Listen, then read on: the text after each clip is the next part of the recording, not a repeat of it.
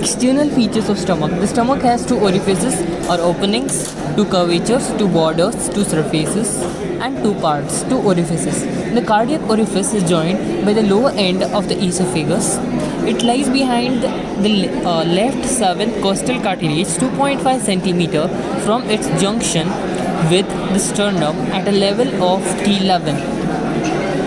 There is a physiological evidence of sphincteric action at the site, but a sphincter cannot be demonstrated anatomically. The pyloric orifice opens into duodenum in an empty stomach, and in a supine position it lies 1.2 centimeter to the right of the median plane at a level of lower border of L1 or transpyloric plane. Its position is indicated on the surface of the stomach by a circular groove, that is pyloric constriction produced by underlying pyloric sphincter or pylorus, and a prepyloric vein of Mayo which lies in front of this constriction. There are two curvatures, the lesser curvature and the greater curvature. The lesser curvature is concave and forms the right border of the stomach.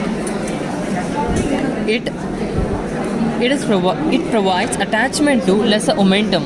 This is lesser curvature, providing an attachment to lesser omentum.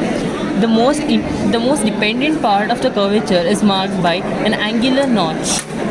Angular notch is here.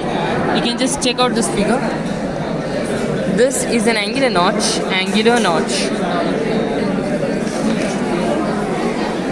Angular notch represents the most dependent part of the curvature. If this is a curvature, you get angular notch somewhere here, the lesser curvature. Next, the greater curvature is convex and forms the left border of the stomach. It provides an attachment to the greater omentum, the gastrosplenic ligament, and a gastrophrenic ligament. At its upper end, the greater curvature represents a cardiac notch which separates from the esophagus. It is 5 times longer than the lesser curvature. This is greater curvature. You have the cardiac part, which separates it from esophagus. There are two surfaces. Anterior superior surface faces forwards and upwards. Posterior inferior surface faces backwards and downwards. It has two parts, cardiac and pyloric.